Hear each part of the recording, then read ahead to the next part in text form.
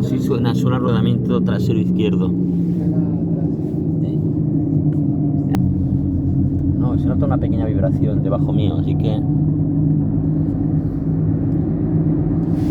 Espera.